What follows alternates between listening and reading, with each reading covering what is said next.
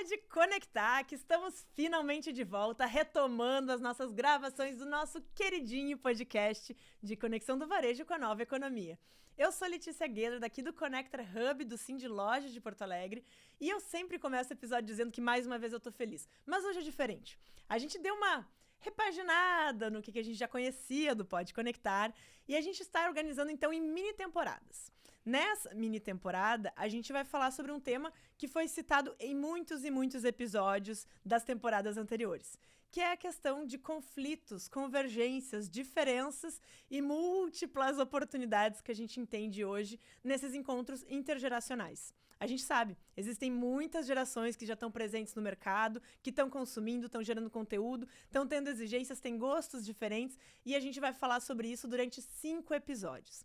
A ideia de organizar também o nosso podcast assim foi para a gente poder trazer à mesa pessoas que têm, obviamente, experiências com isso, que vivem na pele esse tipo de dilema, conflito, aprendizado contínuo, e que também estão aqui para compartilhar com a gente as suas próprias opiniões. Porque, no fim das contas, é isso que a gente quer aqui. A gente quer sempre trazer reflexão, conhecimento e, acima de tudo, um espaço aberto para que vocês também se sintam parte desse nosso programa e se sintam conectados aí à nossa grande comunidade do Connector Hub.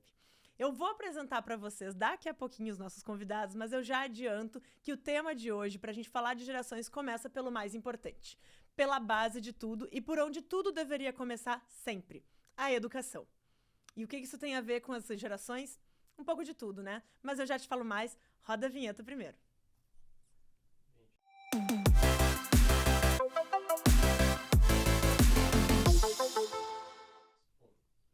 Maravilha, então agora acabando o mistério, eu estou aqui hoje recebendo 2 grandes educadores, pessoas que eu tenho o prazer de chamar de amigos e tenho o prazer também de já ter trabalhado junto de alguma maneira, né? Eu não tinha pensado que tem tudo isso em comum também, mas estou aqui então hoje recebendo a Juliana Vieira, que é a gerente educacional do Instituto Caldeira. Ju, obrigada por ter aceito o convite de estar aqui com a gente hoje no Pode Conectar.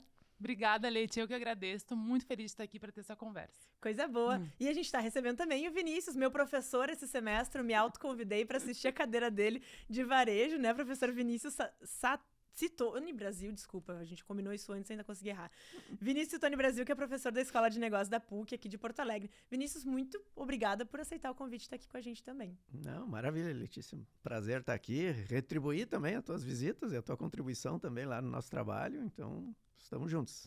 Coisa boa. E eu vou pedir para vocês se apresentarem rapidamente, assim, e já lançar uma pergunta, assim, para vocês e também se apresentando com base nisso, assim. O que o tema educação representa e como vocês hoje se veem nesse papel de educadores se relacionando com as diferentes gerações. Ju, pode começar, por favor. Nossa, essa pergunta já começa no meu coração, assim, pá! Porque eu sou assistente social de formação, mas eu sou educadora de vocação e de profissão, né? A minha vida inteira eu trabalhei dentro da educação não formal, preparando os jovens para o mundo do trabalho. Então, eu tô nesse campo de atuação há uns 20 anos. Então, eu vi essas juventudes mudarem, né, ao longo desses 20 anos. Ser educador, eu acho que é uma vocação, é uma paixão e é uma troca, assim, né? Eu vejo que a educação ela é um lugar dialógico, né? Eu sento e sou horizontal com o meu aluno, com o meu educando, com o meu filho, com o meu jovem. Então, essa posição de facilitar conversas e de ouvir o que vem do outro para construir juntos, eu acho que essa é a grande inovação da educação, que é algo que se fala há muito tempo, mas eu não sei se pratica em todos os lugares ainda. É verdade. Então, é isso. E nessa tua jornada, Juda, e já também puxando um pouco, né, do teu desafio, né, a tua atuação hoje, é voltada exatamente num programa que é de preparação de jovens talentos, né, ou identificação de talentos, desenvolver eles para também aproximá-los do mercado, que é o Geração Caldeira, né? Exato, Geração Caldeira, a gente está no 4º ano da edição do programa, é um programa não formal, e ele tem o objetivo de sensibilizar os jovens, capacitá-los e encaminhá-los para o mundo do trabalho. E essas 3 etapas são super importantes, porque sensibilizar o jovem para a nova economia é despertar o sonho dele. A gente fala lá no Caldeira que os jovens eles têm pouco repertório da nova economia, das profissões e carreiras de futuro. Então, como despertar esse sonho neles, depois capacitá-los e aí sim prepará-los ou ajudá-los a despertar para o mundo do trabalho.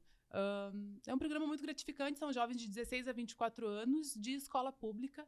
E, enfim, tem jovens que se formaram em 2022 e hoje são nossos colegas, né? Então é muito bacana trabalhar com esse projeto. É muito legal o link também, né? E de reunir vocês dois, assim. Eu me sinto muito privilegiada de ter conseguido esse encontro. Mais uma vez eu vou agradecer isso e vou fazer isso mais algumas vezes, eu imagino.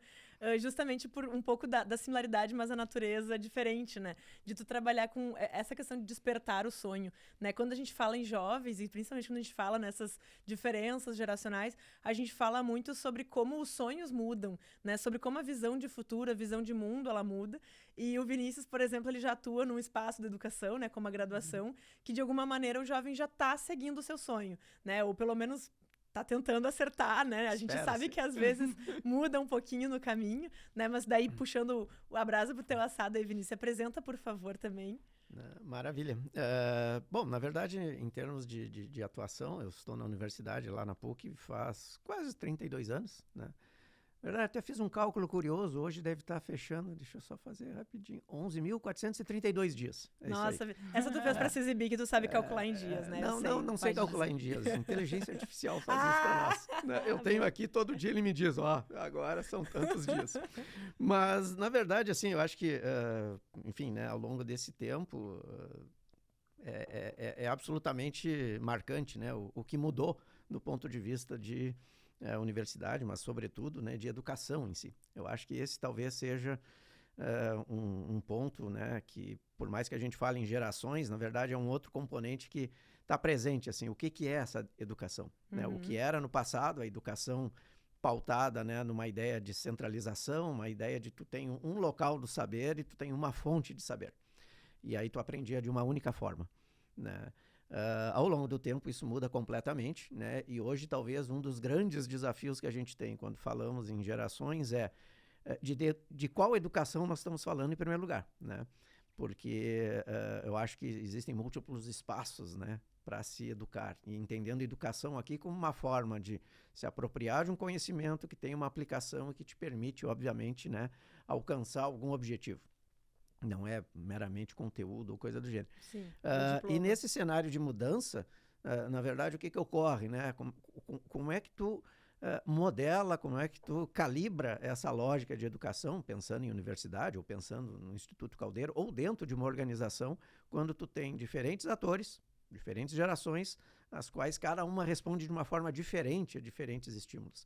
Né? Talvez o conhecimento, talvez o elemento central que tu queira trabalhar seja o mesmo, mas o problema é que cada um dialoga de uma forma diferente com aquele elemento. E aí, enfim, seja da didática, da pedagogia, seja da forma como você vai... Pega a história de diploma. Né? No passado, o diploma, como documento, já era suficiente para dizer que tu alcançou algum resultado. Sim. Hoje, tu tem que ressignificar o que é diploma para as novas gerações. O que significa, se é que ele tem valor, isso? né? E ao mesmo tempo, assim... este valor não está no papel em si. Não, exato. Né? E o diploma, na verdade, é simplesmente a mera formalização de uma vivência, né? Assim como qualquer outro certificado. Né? E essa vivência tem que fazer algum sentido para quem está participando dessa jornada. Né? Então, aí eu acho que tem um desafio gigantesco, né? Que, enfim, a gente vai enfrentando, né? Desde o tempo lá das aulas à base de retroprojetor até hoje, que o professor é meio multimídia, né? Para mim é um desafio, né? Porque, enfim, mas, enfim, eu acho que tem um espaço aí enorme de desenvolvimento, e concordo com a Juliana num ponto crucial. É um espaço em que os dois lados têm que aprender, né? Porque qualquer um que chegue num processo intergeracional com a ideia de que sabe, né? Ou seja, eu domino o saber, tá lascado. Tá lascado porque não vai conseguir chegar onde tem que chegar. Eu vou pegar esse teu gancho que tu comentou, né, do retroprojetor, né, que é essa... É uma ótima analogia, né, a gente pegar as ferramentas que vão mudando, claro, ela, né, começa com a lousa, papel, o que for, né, vai se transformando. E isso é uma coisa que a gente vê hoje, inclusive a forma de procura, né, a gente tem visto as universidades tendo que se reinventar, justamente pelo que tu comentas, né, antes o diploma era uma coisa que se auto-explicava o seu próprio valor, hoje talvez os jovens vejam menos ou sentido nisso, ou até... mas demora muito, não é meu estilo, né? Então buscam outros tipos de formação, ou às vezes não buscam.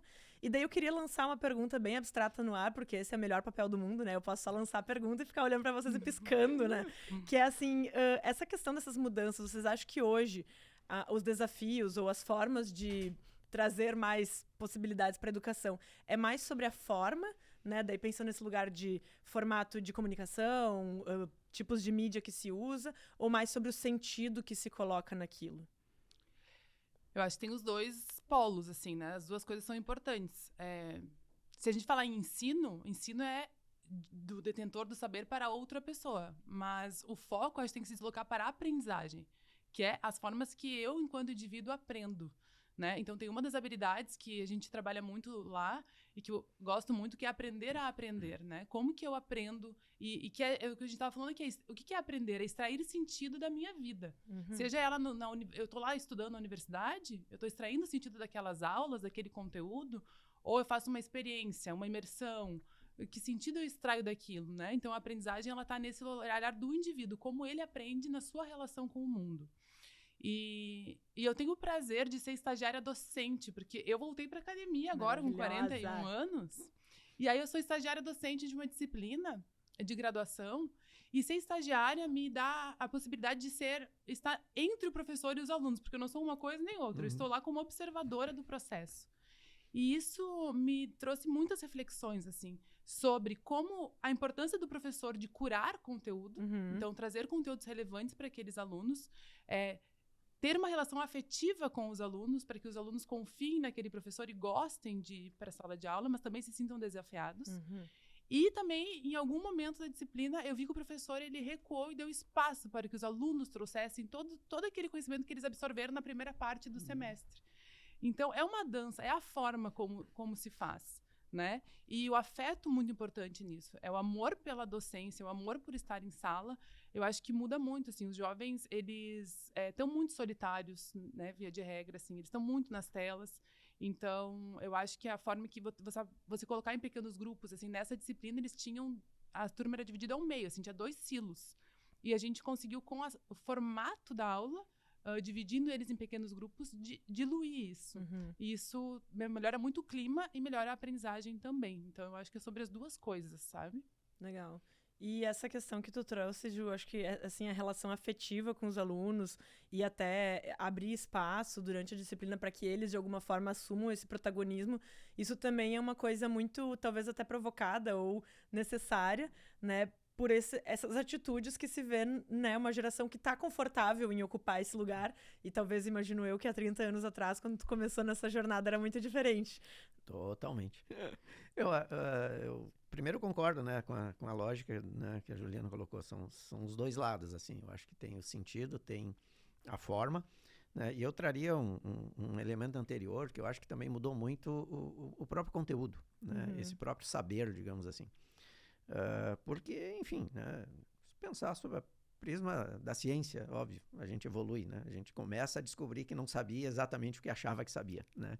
Esse é um Quanto mais a gente sabe, mais a gente sabe que não sabe. Então, é lógico, tem conteúdos que 10, 15 anos atrás não fariam nenhum sentido, né? E tem conteúdos que hoje, apesar da gente ter uma certa, talvez até superficialidade, porque não conhece muito bem, pega aí IA e outras consequências, a gente sabe que no futuro isso vai impactar pra caramba. Né? Então, a gente precisa estar de olho nisso. Então, tu tem que fazer, né? Essa curadoria de conteúdos é crucial. Né? A partir daí, logicamente, dá sentido para isso. Porque aí tem uma coisa que eu coloco, né? Nem sempre isso... Enfim, é meio polêmico, mas a gente hoje tem uma sociedade que evoluiu ao longo do tempo por uma lógica de conveniência, de conforto, etc. Tudo bem, tudo normal, né? É natural. Lá nas priscas eras, a gente saía para caçar, né? Hoje, no aplicativo, a comida chega na tua casa. Ok. Mas esse conforto, na verdade, ele muitas vezes dá uma blindada em relação ao que é a realidade lá fora, vamos colocar assim. Né? E aí a gente, muitas vezes, na tentativa de realmente fazer com que essa relação com o estudante, com, enfim, né, o aprendiz, seja ele da natureza que for, né? Pode ser o aprendiz ali dos 15 anos, pode ser o aprendiz dos 60, que hoje também é uma faixa etária que vem buscando muito, né, dessa atualização de conhecimento. Então, a relação que tu estabelece com esse estudante, muitas vezes acaba caindo numa lógica assim de agradá-lo, em certo ponto. Né? Mas o agradar aqui no bom sentido, é tu construir elementos que, obviamente, tornem esse processo menos desgastante, Mais como atrativo, era lá no passado, claro. que tu tinha, ó, te vira, meu, pega aí a Sim. lista de livros e vai atrás. Hoje tu tem uma gama de opções aí que, assim, de novo, tu não está na palma da mão todo o acesso. O problema, que é o que eu costumo dizer, é que a gente não tem que focar apenas no que o aluno gosta, tem que focar no que o aluno precisa.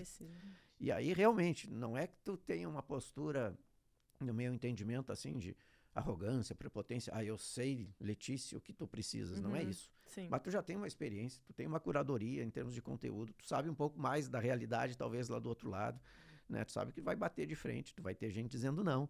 Tu sabe que vai chegar uma hora que tu vai ter que te adaptar a um modelo que talvez não seja plenamente confortável, não é como tu chegar, não gostei desse cara, vou bloquear. Não é assim, a vida tem alguns critérios que não são tão virtuais assim. Então, eu creio que aí tem um trabalho extremamente complexo, né, de como é que você faz com que esse sentido daquilo que é preciso seja compreendido. E como se faz isso? Essa é uma ótima questão, porque eu já vou aproveitar e tornar isso uma pergunta, né? Porque, para mim, tem algumas coisas que me pegam muito sobre esse assunto, assim. Uma delas é o incômodo com eu acho que usaria a palavra desrespeito, né? De desmerecer as experiências diferentes, né? Então, porque eu tive que fazer o meu TCC, né? Eu tô parafraseando alguém, não vou dizer quem foi. Meu TCC, que foi feito em máquina de escrever. E agora esses jovens têm tudo na mão, não sabem dar valor a nada, eles não sabem se esforçar, né? Que é uma coisa que a gente ouve muito. Essa geração não gosta de se desgastar. Uma geração, né? Falando talvez da geração Z mais especificamente. Uma geração que é preguiçosa, que é muito sensível. Eu acho tão desrespeitoso olhar uma coisa, né? Comparar uma coisa que eu tive, porque eu tive que sofrer, essa geração não tem que sofrer, então para eles a vida é fácil, né? Sendo que é essa questão que a Ju também traz, né? E que a gente sabe, lindo seria se o mundo fosse tão simples, né? Mas ele é completamente multifacetado. Então, se por um lado tem uma facilidade ali, bom, a facilidade de socialização é completamente diferente pela forma de vida que se tem hoje, enfim, né? E daí, eu acho, pessoalmente, difícil de exercitar o lugar de o que realmente essa pessoa precisa, se ela é tão diferente de mim. Porque ela tem uma experiência de vida tão diferente, ela tem estímulos tão diferentes, os valores delas foram concebidos em experiências tão diferentes da minha, como é que eu vou saber o que ela precisa? Né? Eu acho que essa posição de educadora, ela precisa ter a flexibilidade de aprender, mas ela precisa, assim, não, isso aqui vocês vão precisar. Né? E como é que se distingue isso? Eu vou aqui, como eu digo, né, na síntese da sinopse do resumo, correndo o risco de, obviamente, né, deixar fora muitas coisas fora. Mas o que eu acho que é importante quando a gente fala em precisa, para não cair, né, nessa eventual, né, visão assim, de arrogância, né? Eu acho que tem um lado, por exemplo, né, que é um lado absolutamente racional, que é um lado técnico, que é um lado de competências técnicas, que é um lado que tu precisa desenvolver para quem vai atuar dentro de uma determinada profissão. Sim. Né? Mas e as profissões ficando cada vez menos técnicas? Mas não é bem assim. Né? Por exemplo, tem saberes que sim. É que eu acho que o que tem que tomar cuidado, né, é que, por exemplo, né, a gente, ao analisar o todo, a gente perde a visão do detalhe, né? E esse detalhe é que muitas vezes faz a diferença. Então, hoje, por exemplo, né, você pegar um curso de medicina, você pegar, né, aqui vou pela ótica, né, óbvio, da universidade, um curso de medicina, um curso de administração, um curso de direito, ou todos eles já estão impactados, por exemplo, em inteligência artificial, por novas tecnologias, cada um de uma forma diferente, né? Agora, o precisar está exatamente em como eu preparo, né, esse estudante que vai se tornar um profissional para ter essas competências do ponto de vista inicial, racional, né, para efetivamente exercer aquilo que é esperado como um médico, como um gestor, como, por exemplo, né, um engenheiro, etc, etc. Numa segunda camada, tu tem que entender um pouco da trajetória desse sujeito, né? Porque existem duas formas de tu avaliar, né? Uma é pelo resultado, aí tu atribui uma nota, por exemplo, beleza. A outra é pela evolução, né? Tem gente que chega numa nota mais baixa, mas partiu de um ponto anterior muito, muito anterior, né? Ou seja, evoluiu muito mais. Sim, teve um processo né? de E que eu acho que isso aprendizagem é um desafio do ponto de vista até de avaliação. Né? Então, esse é um outro processo que tem que ser considerado, porque se tu partir do pressuposto que todos que estão ali partiram de um mesmo lugar, aí o teu modelo já está errado. Já está errado porque tu vai acertar talvez uma pequena parcela desse grupo que é realmente que cabe dentro daquele modelo. né? Os demais que começaram um pouco depois, ou que começaram num lugar muito anterior, né? Tu vai ter que precisar adaptar a forma, né? Talvez, inclusive, com alguns mecanismos, digamos assim, sejam eles associados, né, a uma complementação. Hoje é muito comum, né? A gente tem acesso, enfim, às mais diversas formas de curso, inclusive, por exemplo, coisas que às vezes tecnicamente tu está muito bem, mas, por exemplo, né, habilidades de comunicação, que vale para todo mundo. Sim, né? Então, tu pode ser excelente como profissional, mas tu tem dificuldade nessa comunicação. Talvez isso nem seja a pauta do teu curso, mas tu percebe que aquele estudante tem essa condição, ele é super bom, mas se comunica mal e por isso pode estar sendo prejudicado. Bom, vamos reforçar esse lado. Sim. Aí talvez não seja nem a minha função, a minha, eu digo Vinícius, enquanto professor da disciplina de varejo. Sim. Mas, até porque talvez nem eu seja um belo comunicador, mas dá essa orientação, curadoria de novo, de tal forma que ele chegue nesse saber. Né? E aí eu acho que a gente chega na última camada, que é a questão afetiva. Essa eu acho que é uma das mais complexas diante de todo o contexto. Né? Porque aí o estudante traz para dentro do ambiente de aprendizagem, seja a organização, seja a universidade, seja o Instituto Caldeira, seja a iniciativa que for. Ele traz, digamos assim, um histórico, uma jornada que é, ao mesmo tempo, necessário individualizar, mas muito complexo de tu lidar com essas diferenças. Né? Eu não estou dizendo que não tem que enfrentar, mas é uma complexidade que se traz e que parece que cada vez mais vem chegando, né? Hoje numa universidade e nas empresas, né? Porque às vezes passa pelo filtro da universidade e chega na empresa. E a empresa tem que lidar com esse cenário. Sim. Então, assim, eu acho que não te respondi plenamente, porque na verdade não é uma resposta assim, preto, branco, sim, não. Não é de maneira nenhuma. Né? A ideia é provocar. Ou azul.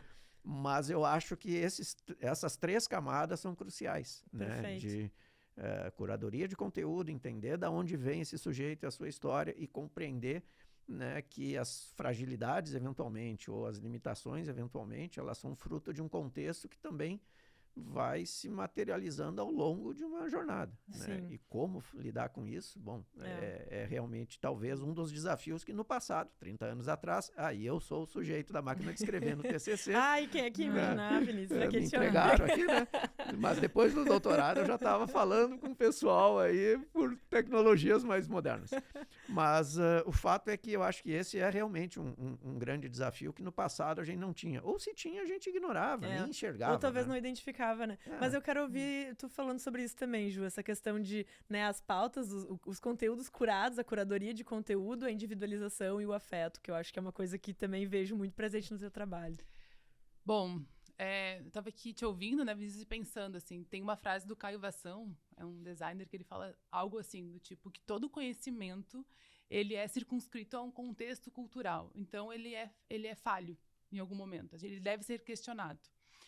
Dito isso, eu tenho sempre essa frase em mente, eu penso, qual é a proposta que eu, ou o Instituto Caldeira, quer fazer ao jovem? Porque em todo lugar que nós vamos, alguém está propondo algo. Então, do fundo do meu coração, desse lugar de amor, de querer o desenvolvimento deste outro ser humano, o que eu estou propondo para ele? E confiar na minha proposta. E confiar também que ela é passível de questionamento, porque ela tem um recorte.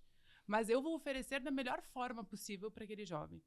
E ao longo das aulas e do curso, entender o que está funcionando e o que não está. Estar atenta, né, ao processo. Porque cada turma, acho que o professor sabe bem, entra numa egrégora, né? Ela tem uma egrégora diferente. Sim, um funcionamento próprio da dinâmica desse grupo. Exato, né? O que funcionou para um semestre, talvez não funcione para outro. Todo mundo sabe isso, porque na escola sempre tinha aquele professor dizer, a outra turma tá funcionando muito melhor que você, e vocês não conseguem. Por quê? Porque as pessoas formam aquele clima, naquele funcionamento específico.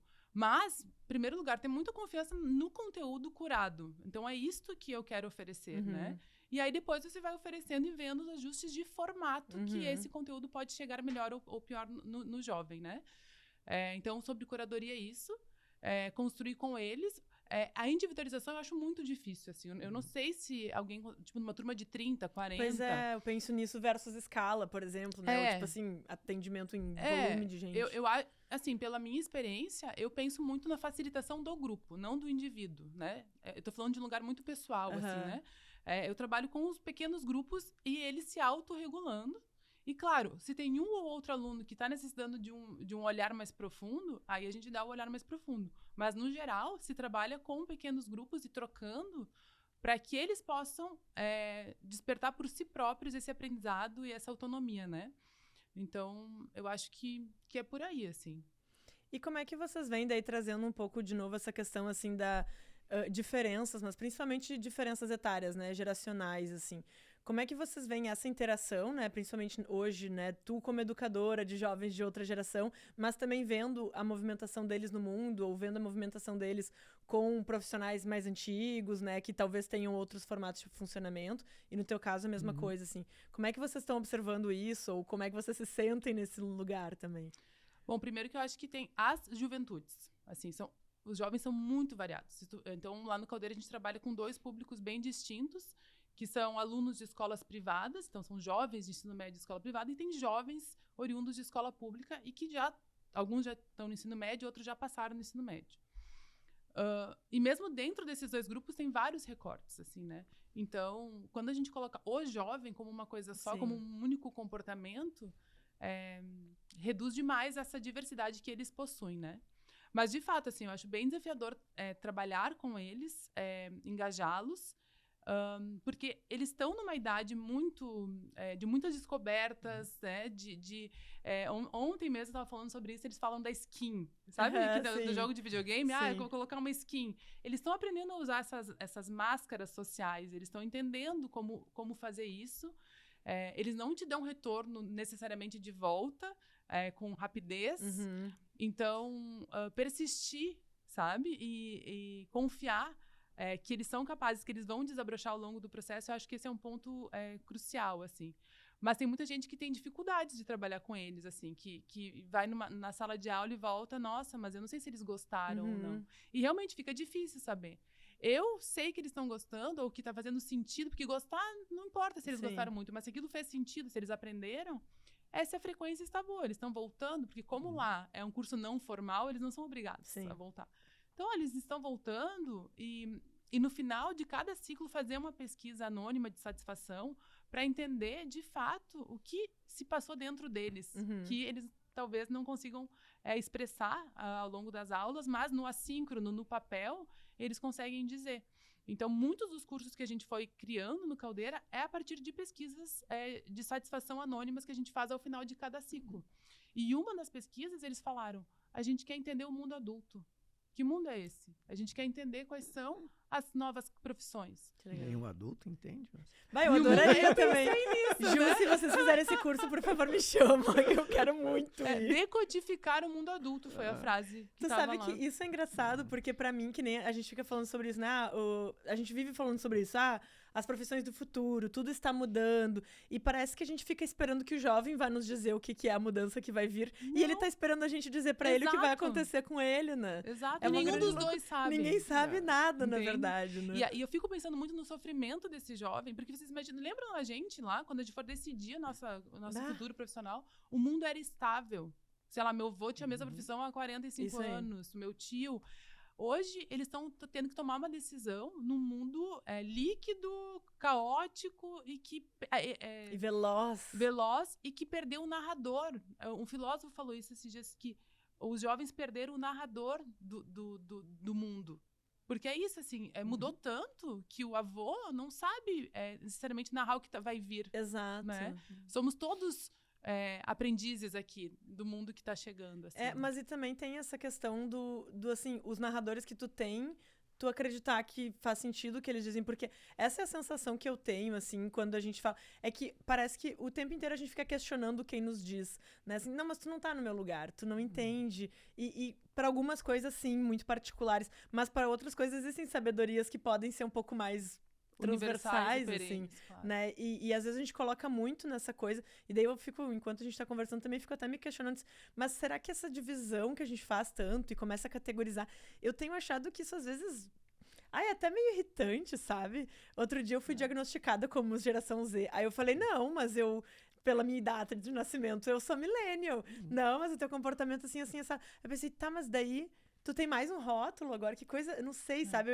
Eu tô tentando construir o que eu penso sobre isso. O Dado porque eu Schneider, ele fala que a geração tá na nossa mente, não verdade. na nossa idade. É verdade. Né? É a maneira como a gente se comporta no mundo, então... É verdade. Diagnosticado já é um... Eu fui diagnosticada, eu falei, não, me respeita que eu sou millennial.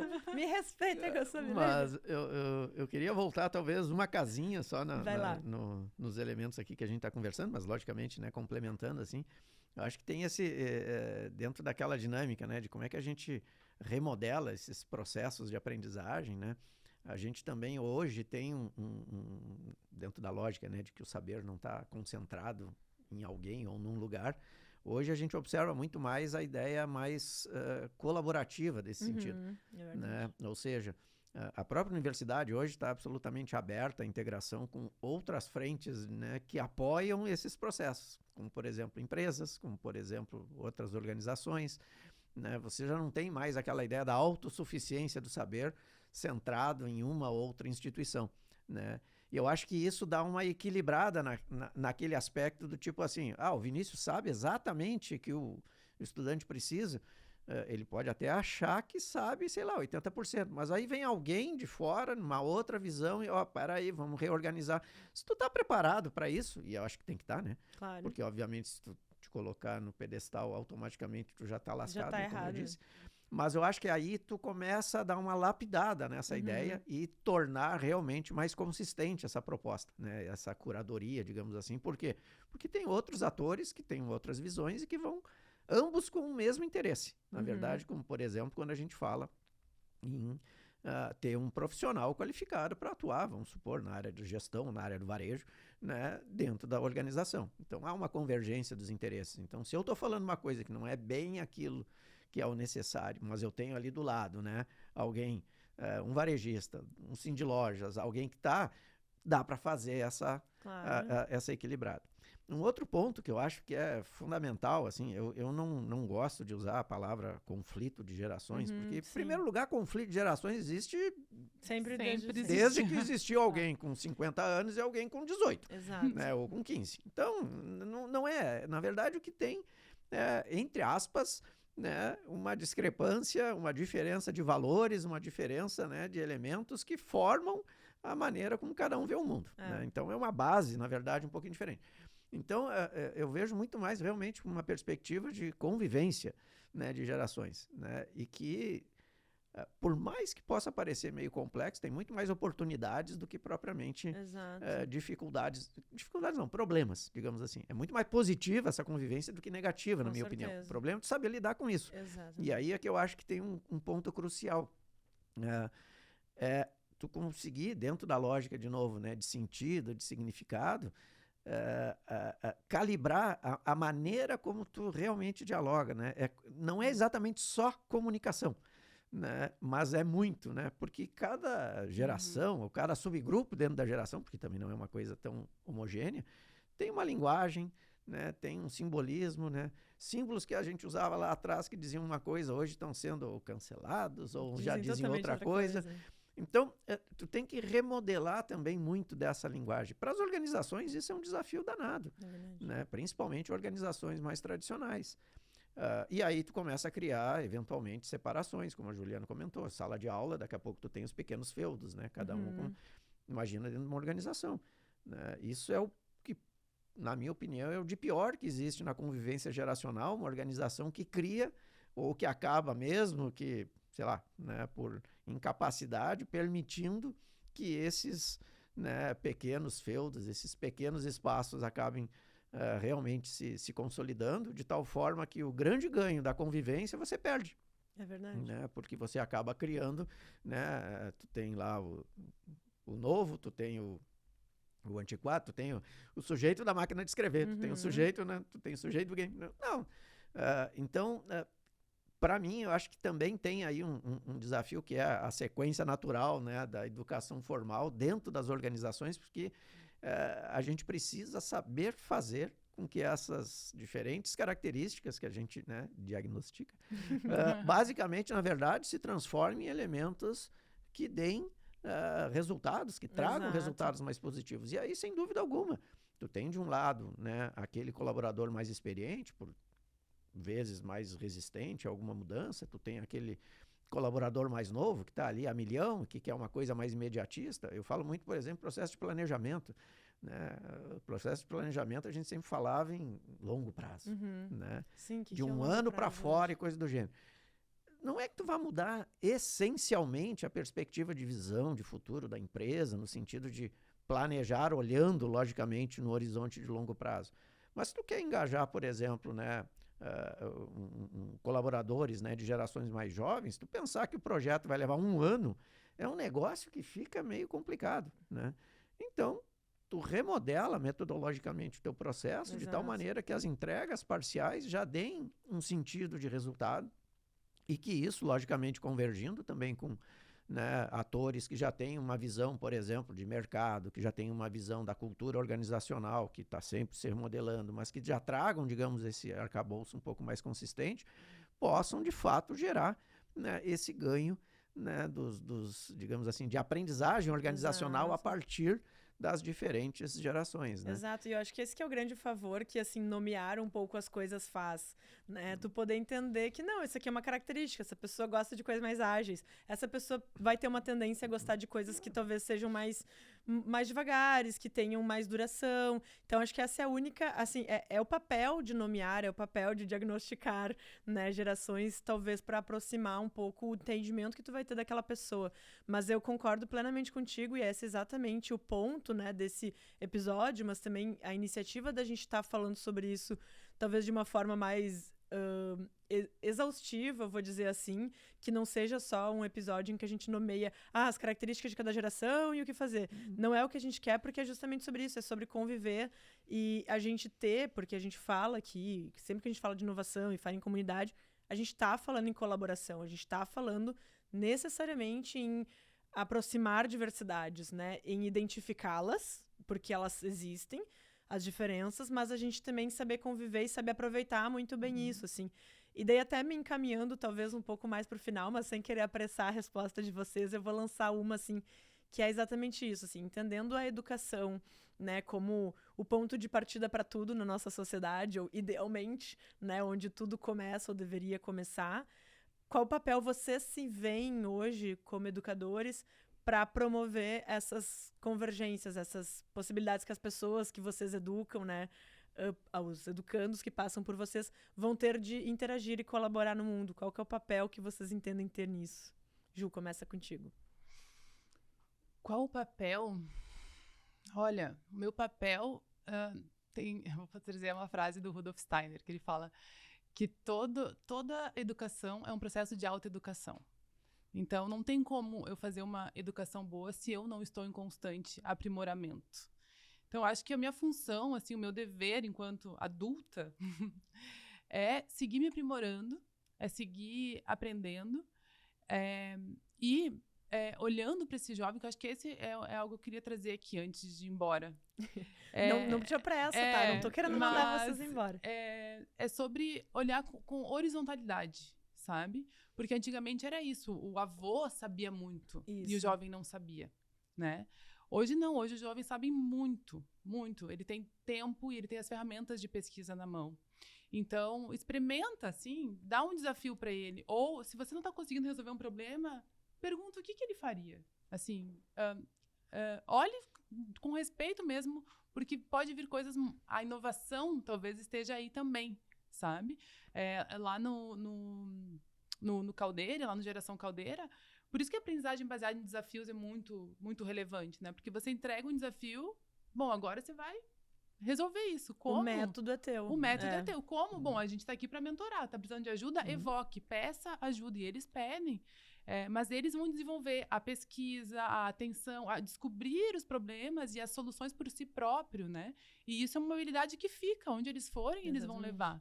Então, eu acho que tem que deslocar essa relação de eu sei, tu não sabe, para uma relação de vamos descobrir juntos, vamos fazer juntos. O que tu sabe, né? O que tu sabe, o que eu sei.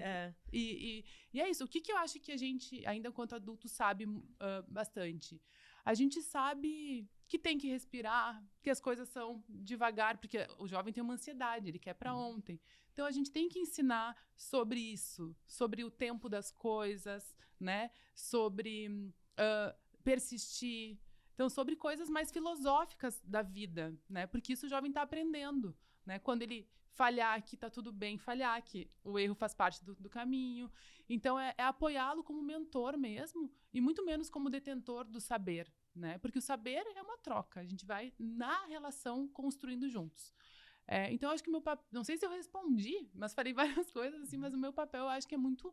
esse, assim, e como eu não estou em sala de aula, eu não sou a professora deles, né? Eu trabalho muito mais no desenho da experiência de aprendizagem. É sempre olhar quais as possibilidades que existem no entorno, quais são os recursos disponíveis para trazer para eles, essa ampliação de olhar. Uma das riquezas, assim, que eu acho incrível, que a universidade faz muito também, é não ser só o professor, né? Mas trazer convidados, trazer pessoas externas, né? Trazer o mundo para dialogar com esse jovem. Exato. Porque existem várias formas de viver. Né? Cada um de nós vive de um jeito, mas o jovem vai escolher a forma que ele quer viver se ele tiver repertório e se a gente oferecer para ele essas imensas possibilidades que o mundo dá. Então, é isso. Eu sei, seu Vinícius. Vamos lá, então. Estou na responsa aqui. Mas eu queria até trazer duas situações, assim, bem rápido, né? Só para ilustrar um pouquinho dessa... que eu acho que tem tudo a ver também com o que a Ju comentou aqui. Uma delas é da minha própria vivência, né? Historicamente, o meu curso é na área de gestão, curso de administração. Eu tive uma experiência durante uns 3 anos no curso de design, que é um perfil completamente diferente, embora trabalhe conteúdos, logicamente, dentro daquilo que é a minha área, né? De maneira similar ao que a gente vê na gestão, ainda que, de novo, né? Adaptado à necessidade.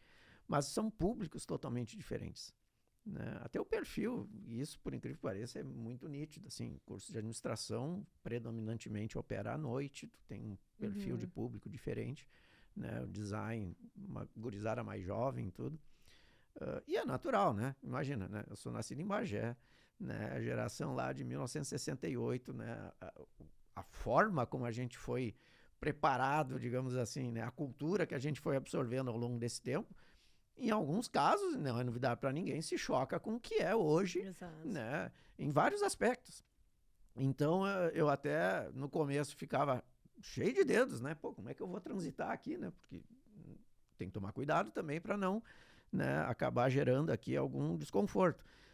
E eu descobri que a melhor forma de fazer isso, na verdade, era, em primeiro lugar, dizendo exatamente quem eu era, da onde eu vinha, e segundo lugar, se eu falar alguma bobagem, era bem assim que eu dizia, se eu falar alguma bobagem, alguém me corrija. Me avisa. Né? E rapidinho tinha já um grupo assim, né? Vinícius, não é bem assim. Vinícius, a gente não fala mais isso. Não pode falar. Não. Pessoa, aquela piada ali ficou meio estranha, né? Aí tu vai te equacionando. E, sinceramente, eu acho que isso é fantástico, né? De novo, tem que tomar muito cuidado para não virar um prisioneiro, né? Claro. Mas, ao mesmo tempo, sim, é uma forma crítica, super aberta, né? Claro. porque não é que tu cometa, às vezes, né, ou falhe alguma coisa simplesmente porque tu planeja atingir alguém. É simplesmente porque aquilo é a tua realidade. Né? Sim, não é porque teus valores são errados ou Exato, estão diferentes. Né? Então tem que porque tomar a forma cuidado como tu aprendeu a manifestar é para não bater de frente. É verdade. E um outro exemplo, que aí é mais geral, né, que a gente teve neste ano, a participação no lançamento do seu livro, né, enfim, né, um empresário conhecido por todos, né, que é o Dr. Jorge Gerdau, e que a gente fez lá na Escola de Negócios, né, um convite para os estudantes e tudo mais. E a gente tinha, com toda a franqueza, uma dúvida, né, o quanto esses estudantes iam aderir a essa proposta, porque afinal era, né, óbvio, uma figura com uma história fantástica do ponto de vista, né, da nossa sociedade, mas particularmente no meio empresarial, lançando um livro, que é uma mídia que, né, todo mundo aí coloca, todo mundo não, mas alguns já colocam, né, como, mas como é que isso vai reagir? E a surpresa que nós tivemos foi extremamente positiva, porque as pessoas, os estudantes, lógico, todos os participantes, começaram a se interessar por aquela história, porque aquela história começou de alguma forma, talvez cada um construindo um pouco do seu sentido, né, atraiu realmente esse interesse. E aí, às vezes, a gente acha assim que, pela distância das gerações, tu não vai conseguir conectá-las. Muito pelo contrário. Né? Desperta até uma sensação de prazer, de curiosidade, que vai levando a uma exploração que muitas vezes a gente nem imagina que possa ocorrer. Então, esse modelo de tu integrar né, a experiência com a novidade, né, uma certa cautela com, né, a impulsividade, né, uma lógica, vamos com calma, com aquela coisa, não, mas tem que ser rápido, né? Dosar essas questões é crucial, né? Eu sempre falo em equilíbrio, né? Não sei se eu estou certo ou errado, mas eu acho que a gente sempre tem que tender ao equilíbrio, né? Mesmo que Almejar, às vezes tu vá um pouquinho mais para um lado e para o outro. Então, eu acho que nesse cenário, o papel realmente, para finalizar e tentar responder, né, que pelo menos eu me vejo assim, é muito como esse articulador, assim, né? Eu tenho que me policiar para não querer ser o dono da verdade, né? O cara que carrega ali, né, o conhecimento, mas o conhecimento é sentido amplo, né? Não é o conhecimento técnico em si, né? Eu sei como fazer as coisas. Então, acho que tem que ser um articulador, né? Tem que aprender a dialogar para fora, né? E aí trazer quem possa suprir aquela limitação que tu tens ou que o modelo trabalhado tens, né? E aí o modelo, na verdade, se transforma. Então, o que era a limitação se torna, na verdade, quase que uma qualidade, né? E um elemento positivo do modelo, mas também tem que olhar para dentro, né? Porque, às vezes, a gente fica numa situação em que realmente tu tem muito a aprender com quem está ali. É verdade. Né? E tem que tirar um pouco daquela lógica. Eu entrei na universidade praticamente a mesma idade dos estudantes. Que é que nem eu digo, eu entendia. Eles diziam, hoje que não, vamos dar uma pesquisada para entender melhor. Então, eu acho que tem que realmente usar também esse conhecimento, que é um conhecimento da vivência desse estudante, para qualificar essa relação, né? Porque eu acho que esse ponto da relação é o ponto mais crítico, mais do que o conteúdo ou coisa do gênero, que são importantes, né? Mas isso aí, se tu tem uma boa relação, se tu consegue traduzir isso, dar sentido, dar significado, recodificar essa coisa de uma forma que chegue, né, até o estudante de uma maneira também que ele consiga aprender, né? E aí eu acho que tem esse papel crucial da educação, né? Muitos falam, a gente tem que educar para que o sujeito seja bem sucedido. Lógico, mas assim, a gente não pode confundir a ideia da educação como um caminho que vai eliminar as dores do percurso, né? Então eu sempre falo assim, tudo bem, é importante, né, tentar evitar que na trajetória o sujeito caia, mas mais importante é qualificá-lo, é prepará-lo para se levantar, né? Porque aí é que ele vai ter a condição realmente de usar todo aquele repertório que ele adquiriu, do técnico ao emocional, do relacional até o tecnológico, etc, etc, para seguir em frente, né? Porque uma hora ele sai da minha sala de aula, uma hora ele sai da universidade, né? E ele não pode depender desse passado no seu sentido literal, né? Ele tem que carregar alguma coisa que faça com que ele mesmo seja capaz de se reerguer umas tropeçadas que todos nós, né, mais cedo ou mais tarde teremos, né? Então, acho que é muito por aí. É verdade, eu acho que o que eu tiro, assim, um residual talvez que seja muito comum, né, e que isso sim não se modifica com o tempo, é isso, essa conexão, né, quando tu coloca pessoas que estão disponíveis e dispostas a se escutar, ou a contar-se, porque isso também às vezes é um ato de generosidade, né? O próprio Jorge Gerdau ir lá e contar a história dele é um ato de generosidade também, né? E a gente compartilhar coisas que podem somar na vida de alguém, acho que isso cria uma conexão que independe de todo o resto, né? Às vezes do contexto, inclusive. Nossa, eu puxei a palavra pra mim, me deu uma... E, gente, eu queria agradecer muito, acho que eu tô muito satisfeita com a troca, assim. Não sei se... A Ju comentou antes uma coisa de, eu não quero sair sem falar. Tem alguma coisa que tá no coração ainda que, assim, sobre essa conversa eu não quero sair sem mencionar isso. Porque essa sensação é horrível. Pois é. Vamos ver, vamos falar alguma coisa, ela é infinita, né? Essa conversa, né? Eu quero trazer, porque no começo da conversa a gente falou sobre a universidade, né? Se os jovens querem ou não o ensino superior. E eu quero aqui defender as universidades e o ensino formal, embora eu venha no ensino não formal, mas estou como estudante no ensino formal, porque eu vejo, sim, o sonho da universidade muito vivo na juventude. O que eu vejo nos jovens de escola pública é, às vezes, tendo que conseguir um emprego primeiro para depois ir para o ensino superior.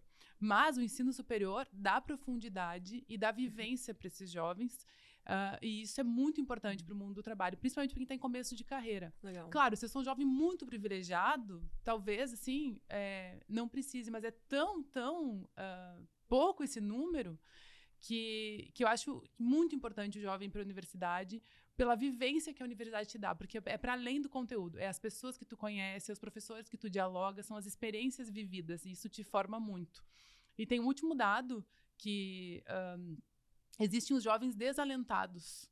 20% dos jovens que não têm emprego são jovens em desalento. O que é em desalento? São jovens que nem procuram mais emprego e nem procuram mais estudo. Eles estão sem perspectiva dentro de si, dentro do seu ser.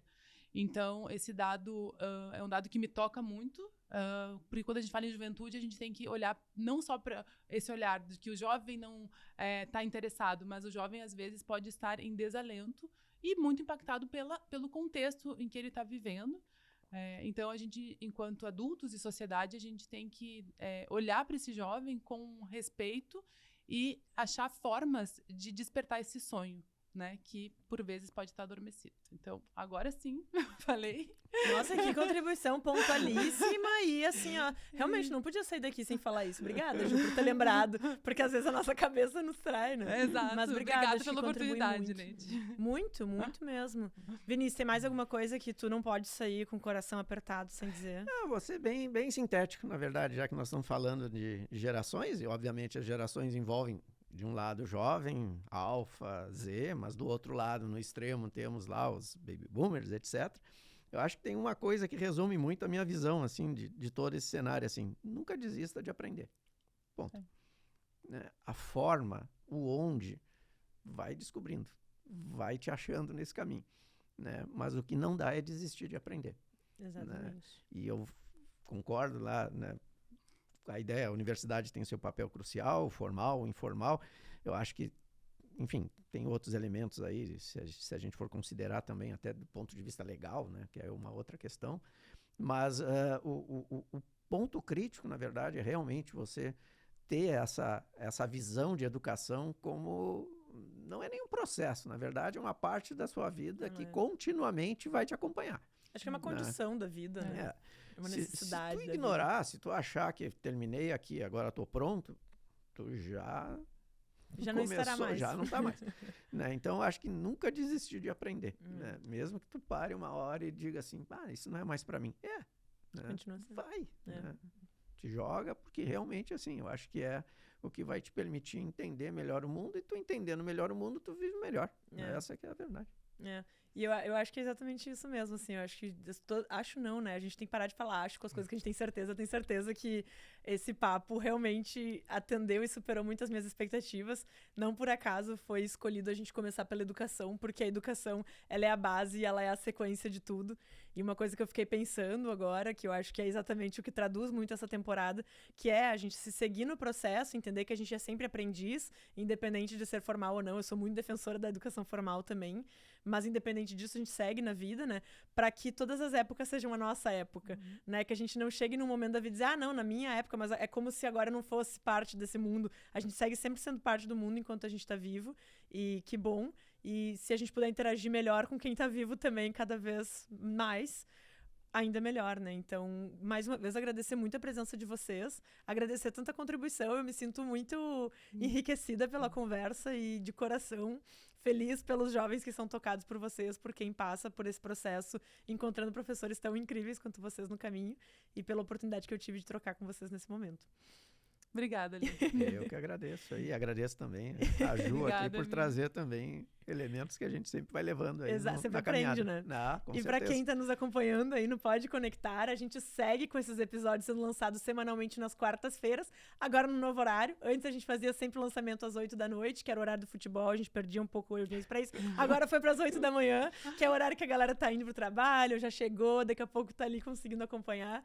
E também fica de olho que nessa temporada, sobre outras épocas, outras gerações, a gente ainda vai falar sobre carreira, sobre dinheiro, sobre percepção de si, e tem tanta coisa, e a gente espera muito a sua contribuição também. Então comenta, compartilha, vem nos comentar, vem criticar, vem elogiar, vem nos visitar, vem tomar um café, que é o que a gente mais quer, porque aqui a gente sempre pode conectar.